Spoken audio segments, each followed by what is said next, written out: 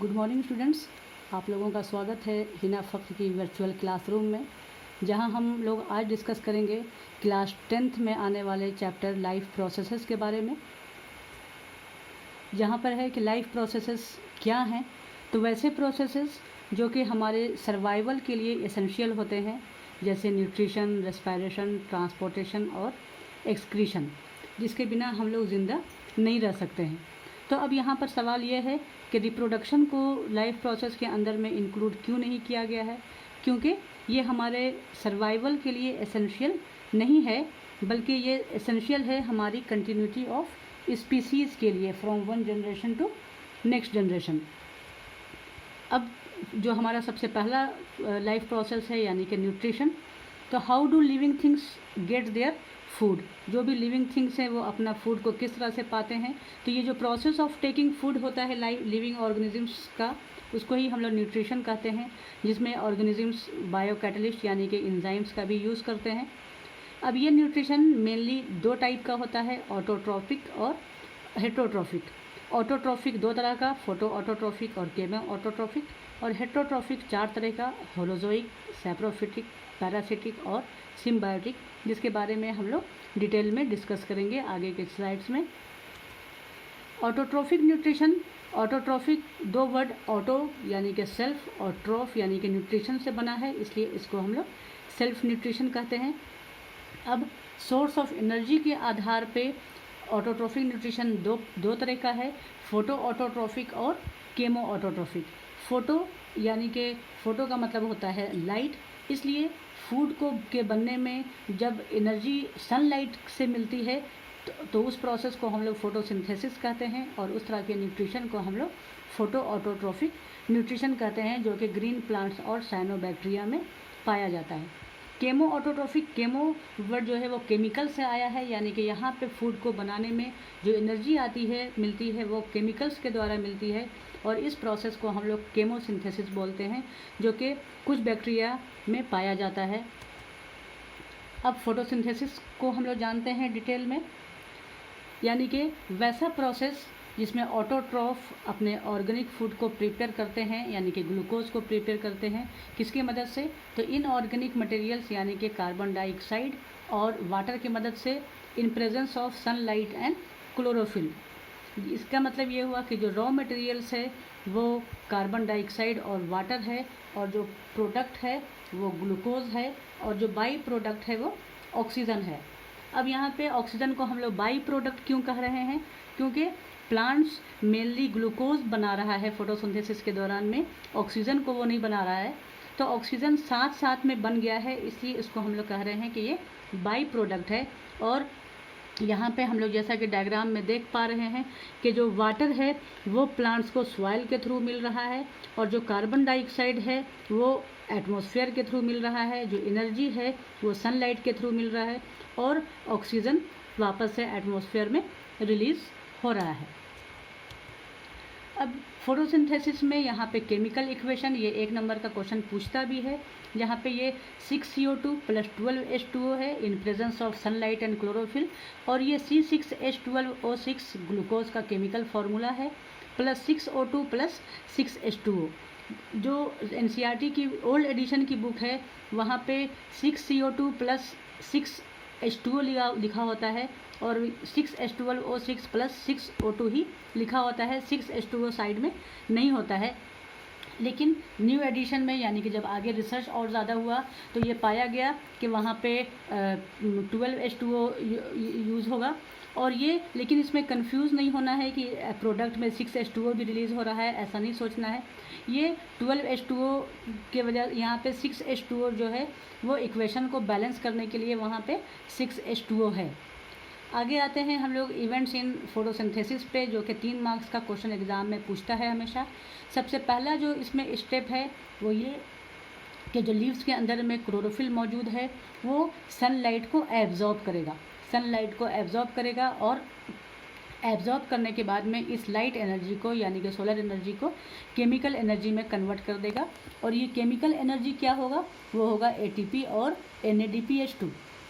और साथ ही यहाँ पे वाटर का स्प्लिटिंग होगा हाइड्रोजन और ऑक्सीजन में, जिसको कि हम लोग फोटोलिसिस ऑफ वाटर कहते हैं क्योंकि फोटो का मतलब होता है लाइट, लाइसिस का मतलब ब्रेक डाउन। तो लाइट वाटर का ब्रेक डाउन हो रहा है इन प्रेजेंस ऑफ लाइट, इसलिए हम लोग उसको फोटोलिसिस कह रहे हैं। ये जो दोनों स्टेप्स हैं, प्रोसेस हैं, वो लाइट डिपेंडेंट रिएक्शन कहलाते हैं कि और कॉमनली उसको हम लोग लाइट रिएक्शन भी कहते हैं क्योंकि यहाँ पे सनलाइट की ज़रूरत पड़ती है। तीसरा जो स्टेप है हमारा, आखिरी स्टेप फोटोसिंथेसिस का, वहाँ पर है कि कार्बन डाइऑक्साइड का रिडक्शन होगा ग्लूकोज में। किसकी मदद से? तो जो केमिकल एनर्जी ATP और NADPH2 लाइट रिएक्शन के दौरान में बना, उसकी मदद से। और चूंकि यहाँ पे लाइट एनर्जी की डायरेक्ट ज़रूरत इस रिएक्शन में नहीं पड़ रही है, इसलिए इसको हम लोग लाइट इंडिपेंडेंट रिएक्शन या कॉमनली डार्क रिएक्शन कहते हैं। अब यहाँ पर है कि फोटोसिंथेसिस के दौरान में वाटर का ऑक्सीडेशन होता है और कार्बन डाइऑक्साइड का रिडक्शन होता है। तो वैसे प्रोसेस में जहाँ दोनों ऑक्सीडेशन और रिडक्शन दोनों होता है, उसको हम लोग रिडॉक्स रिएक्शन कहते हैं। तो फोटोसिंथेसिस एक रिडॉक्स रिएक्शन है, जिसके बारे में आप लोग केमिस्ट्री में आगे डिटेल में पढ़ेंगे, रिडॉक्स प्रोसेस के बारे में।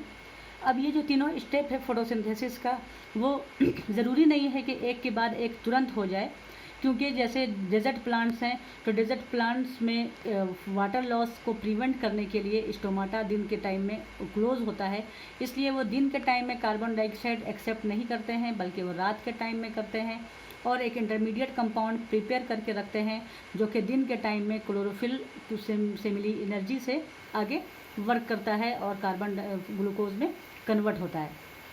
प्लांट्स में हम लोग देख रहे हैं कि जो प्रोडक्ट है हमारा वो ग्लूकोज है, जो कि एक तरह का कार्बोहाइड्रेट है, और जो ग्लूकोज तुरंत इस्तेमाल नहीं होता है, तुरंत यूटिलाइज नहीं हो पाता है, उसको प्लांट स्टोर करके रख देता है। किस फॉर्म में? तो स्टार्च के फॉर्म में, जो कि प्लांट के अंदर में रिजर्व फूड मटेरियल है। इसलिए हम लोग हमेशा फोटोसिंथेसिस को कंफर्म करने के लिए स्टार्च टेस्ट करते हैं और ग्लूकोज टेस्ट नहीं करते हैं, क्योंकि ग्लूकोज जो होता है वो तुरंत ही रीडली कन्वर्ट हो जाता है स्टार्च में। ये ग्लूकोज, स्टार्च, ये सारे जो हैं वो कार्बोहाइड्रेट के ही टाइप हैं।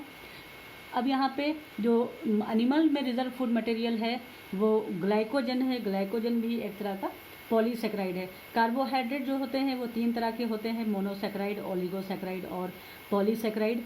मोनोसेक्राइड यानी कि मोनोमर, जिसका एग्जाम्पल ग्लूकोज है। पॉलीसेक्राइड यानी कि स्टार्च, ग्लाइकोजन, सेलुलोज, यानी ये एक पॉलीमर के जैसा होता है। अब हम लोग देखते हैं साइट ऑफ फोटोसिंथेसिस के बारे में कि फोटोसिंथेसिस कहाँ पर हो रहा है। तो फोटोसिंथेसिस लीफ में होता है, ग्रीन लीफ में। तो ग्रीन लीफ जो है वो एक ऑर्गन है प्लांट का। वो ऑर्गन जैसे टिश्यू में बना हुआ है, तो जो टिश्यू कौन सा है? तो पैरेन्काइमा है। और पैरेन्काइमा के अंदर में, टिश्यू के अंदर में सेल कौन सा है? तो मेसोफिल सेल है। और मेसोफिल सेल के अंदर में ऑर्गेनील है, क्लोरोप्लास्ट। और ये क्लोरोप्लास्ट 2 पार्ट में बटा हुआ है, ग्रेना और स्ट्रोमा। अब ग्रेना फिर से उसका जो यूनिट होता है बिल्कुल से, वो थैलाकोइड होता है, बैग लाइक स्ट्रक्चर। बहुत सारे थैलाकोइड मिलकर के ग्रेना का फॉर्मेशन करते हैं। और ये ग्रेना जो है स्ट्रोमा, एक मैट्रिक्स के जैसा स्ट्रक्चर है। उस स्ट्रोमा यानी कि मैट्रिक्स में ये ग्रेना जो होते हैं वो तैरते रहते हैं। और इस थैलाकोइड के अंदर में ही क्लोरोफिल पाया जाता है। इसलिए जो ग्रेना है या थैलाकोइड है वहाँ पे लाइट रिएक्शन होता है, और जो स्ट्रोमा है वहाँ पे डार्क रिएक्शन होता है। ये लास्ट स्लाइड है हमारी इस वीडियो की। यहाँ पे क्रॉस सेक्शन ऑफ लीफ में हम लोग देखते हैं कि अगर जब भी हम लोग cross section of leaf under microscope के अंदर में देखेंगे, तो वहाँ पे क्लोरोप्लास्ट जो है वो बिल्कुल से ग्रीन डॉट्स के जैसा हम लोगों को दिखता है यहाँ। और ये क्लोरोप्लास्ट जो है वो ग्रीन पिगमेंट कंटेन कर रहा है, यानी कि क्लोरोफिल, और इसी के वजह से लीफ का कलर भी ग्रीन होता है। ये हम लोग जानते आए हैं बहुत पहले से। और ये कहाँ पाया जा रहा है? तो ग्रेना के थैलाकोइड में ये पाया जा रहा है।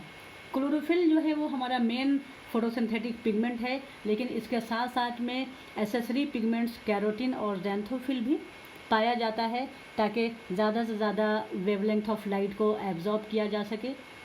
और जो मैक्सिमम फोटोसिंथेसिस होता है, जो विजिबल लाइट है विबग्योर, उस विजिबल लाइट में जो ब्लू रेड रीजन है, ब्लू रेड रीजन में मैक्सिमम फोटोसिंथेसिस होता है।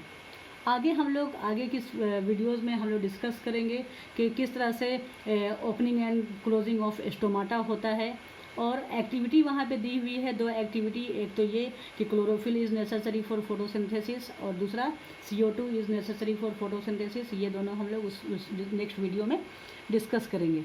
अगर आपको ये वीडियो पसंद आया हो तो आप इसको ज़्यादा से ज़्यादा सब्सक्राइब करें, शेयर करें और लाइक करें और अपना ख्याल रखें। तब तक के लिए धन्यवाद।